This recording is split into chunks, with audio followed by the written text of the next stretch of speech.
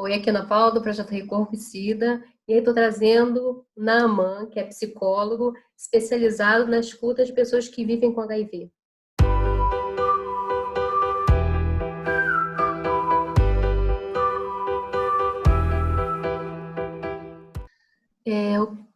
Saiu uma reportagem da UNAIDS ontem falando sobre o que se esperava sobre o resultado para crianças e jovens.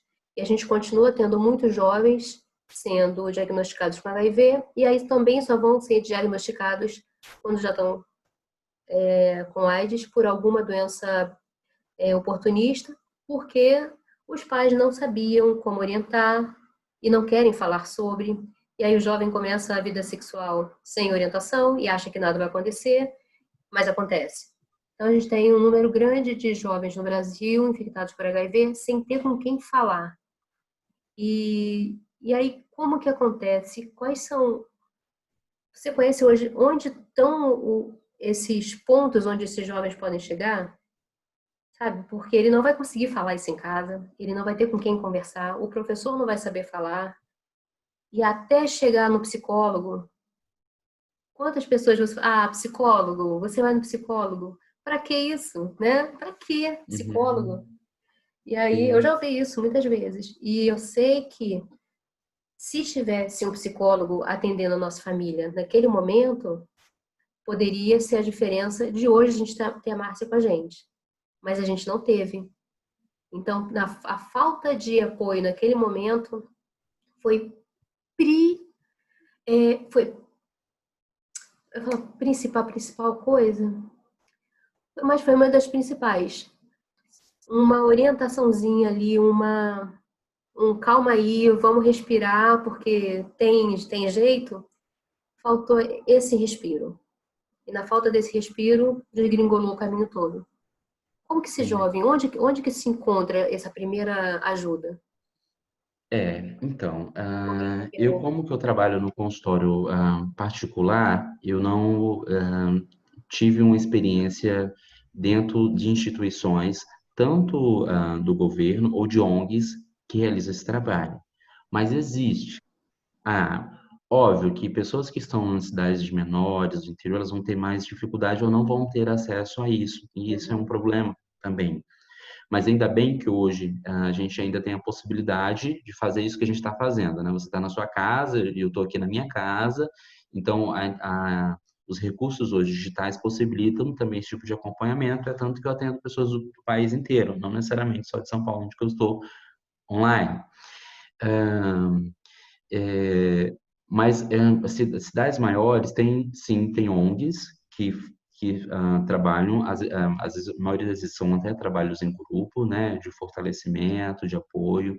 Muitas das vezes é mediado por um psicólogo ou por alguém que já está muito mais tempo envolvido na causa, um assistente social.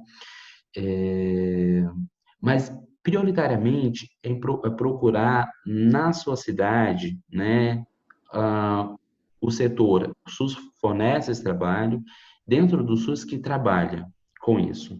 Lá, dentro da sua cidade, você vai receber orientação do que é possível ter acesso, né, na sua cidade. Então, seja o CRT, procurar o centro de atendimento, de acolhimento, de tratamento lá para receber essas orientações, porque dentro da rede inclui também o profissional de psicologia. É óbvio que esse profissional, a rede não suporta, não dá conta de fazer um acompanhamento psicológico, mas é importante, eu acho que eles lá vão ter acesso, vão ter a informação de onde que você pode ser orientado, de onde que você pode ser encaminhado. Mas o estigma ele é forte. A gente sabe que isso requer uma certa exposição e é a principal questão que está em jogo aí. Então eu recomendo procurar mesmo nas redes profissionais que estejam falando sobre isso com uma certa ética, com é, se- ah, sem moralismo, com uma conduta, principalmente uma conduta ética, né? Um profissional de saúde, um psi, né? Um psicólogo, psicanalista, ou que seja um psiquiatra, e considerar, né, e não ignorar as questões psíquicas em torno desse diagnóstico, porque é o que a gente sempre fala, é um diagnóstico atravessado por questões muito importantes, né? Então, está no processo, às vezes não dá conta do que está acontecendo, né, do que está vivendo. E a gente fala também para as famílias, né, em torno, assim, é, considera isso, né? Procura um profissional para quem vive, né? Ou recebeu o diagnóstico. Vai falar sobre essa experiência, sobre o significado, o que que significa esse diagnóstico para você, para que você dê conta de encontrar uma saída possível, né? Em relação a isso. Mas não se cale, né? Você não precisa falar sobre a sua sorologia, mas não se cale sobre o seu sofrimento psíquico, Uhum. sobre o HIV. A Você tinha falado, a gente tinha falado sobre algumas etapas que a pessoa passa, né? Desde o momento que ela tem o exame. E aí que tem pessoas que fazem o exame várias vezes, mas tem esses momentos, né, da aceitação. E aí eu queria que você falasse sobre isso. Esse não significa que todas as pessoas elas vão viver essa etapa. É o modelo Kubler-Ross, uma psiquiatra que ela acompanhou é, pacientes em situações que receberam diagnósticos difíceis, e aí a gente pode pensar o HIV. Então, ela estabeleceu algumas etapas, né? Ela pensou que via que era recorrente, né? É, Essas etapas, elas podem, no meu Instagram, na manhubertpc, eu até entro em detalhes, falo com mais profundidade sobre cada uma delas. Elas podem nos dar um norte de como é que pode ser desse diagnóstico, mas esse processo de aceitação, né? Mas eu sempre reforço, sempre retorno, isso é só um norte, né? Até porque senão as pessoas vão começar a se, não, então agora eu estou vivendo isso, então agora eu estou vivendo aquilo, né? Não é, às vezes aquilo pode acontecer até com uma certa, muito próximo, e você achar que parecer que está tudo ao mesmo tempo, né? E ela não tem um tempo cronológico, é mais um tempo da experiência, né? Da intensidade, e não necessariamente vai ser na mesma ordem. Mas ela pensa, né,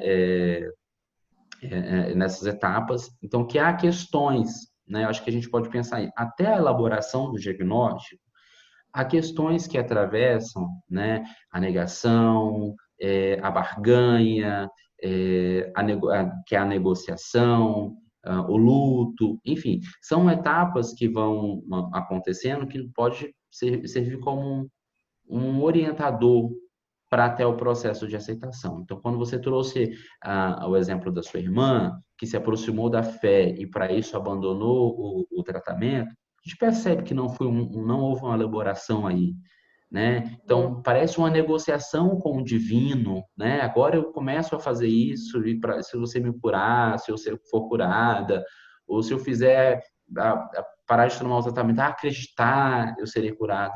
Então, tem algo que se aproxima, que a gente pode, esse modelo, ele pode nos fazer pensar, que diz de uma não elaboração, né? O elaborar é quando eu. É que ela foi buscar uma pessoa para ouvi-la, que era uma pessoa que tinha HIV e dizia que tinha sido curada. Então, ela foi buscar essa pessoa para ouvi-la, porque ela achou, essa pessoa vai me entender. E aí ele passou essa receita. Só que ele também faleceu. Pois é, E aí, né? quando eu falei do projeto uma vez com um taxista, eu vivo conversando com o taxista. Eu acho que ele não tem mais nada que fazer. Eu pego um Uber aqui e vou falando até o ponto que eu chegar. Aham. E aí, de vez em quando, eu toco no assunto do projeto. E aí, um taxista falou: Mas sua irmã não foi curada porque ela não teve fé suficiente. Sim. Eu dei A um gente vive ataque. no. Eu Pois dei um é, ataque. Uma pessoa que abandona o tratamento, larga tudo. e ela virou Pela como fé. culpada ainda, né? Culpabiliza ela. Ela não foi curada porque ela não teve fé suficiente. Então a fé dela que era pouca, né? O problema não era é, é, essa. Enfim, a gente vive numa sociedade muito marcada por valores religiosos, Sim. né? E isso pode ser uma questão importante, né? No sentido de socialmente falando, esse diagnóstico, de como que é essa relação com a fé a partir desse diagnóstico. Né? Então, a gente pode chegar até a esse ponto. Né? A Essa é boa. espiritualidade, ela ajuda sim, e ela pode ajudar sim, e é importante, principalmente nesse momento, mas não abandonando algo que há, né? Assim, não a ponto de abandonar a medicação, não ao ponto, e é um risco muito sério para Que si, até né? conforta, né, da força, mas o tratamento, a gente está no mundo É físico. necessário. Sim, mas é importante que o sujeito fale, né? No sentido de o que que significa para ele depositar, né? Colocar ah, essa responsabilidade para o divino, também tira de si, né? Enfim, são questões que só escutando, o que que significa deixar de tomar essa medicação para passar. É por isso que a gente tem que pensar nas questões psíquicas em torno. Isso vai ser de um modo para cada um, né? É um Assim, particular, né? é subjetivo, é singular, é de cada um, é da sua história de vida, é de como é que o sujeito se relaciona com a sua, com o vírus, com a fé, com a sua sexualidade, com a sexualidade, com é, o olhar do outro, né? Enfim, então são questões que é só o sujeito falando para ele conseguir encontrar saídas outras, né?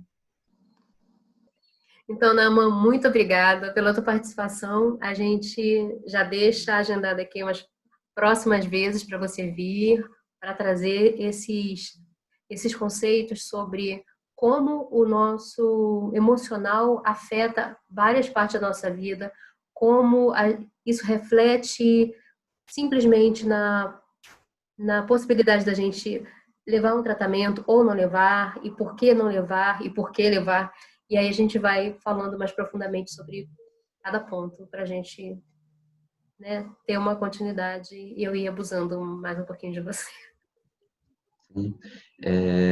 Eu agradeço, acho que é importante em todos os espaços possíveis que a gente puder falar sobre as questões psíquicas em torno de HIV e todos os atravessamentos, que também acho que assim, tem muito assunto, tem muita coisa que precisa ser falada, então toda oportunidade que tiver para a gente falar sobre isso, que também é algo que é não falado, não dito, não exposto, a gente tem que aproveitar e fomentar assim essa discussão. Então acho que esse espaço aqui é fundamental, né? E que chegue até as pessoas. Sim, é importante a gente pensar nas questões psíquicas em torno do HIV. A questão da imunidade é importante, a questão da adesão ao tratamento é importante, mas tem outras coisas mais da psique, né? Que também estão em jogo aí, a gente precisa falar sobre isso. Para viver sem Obrigado. sofrimento, né? Obrigada Sim. e a gente se encontra no próximo. Um beijo. Tchau, tchau.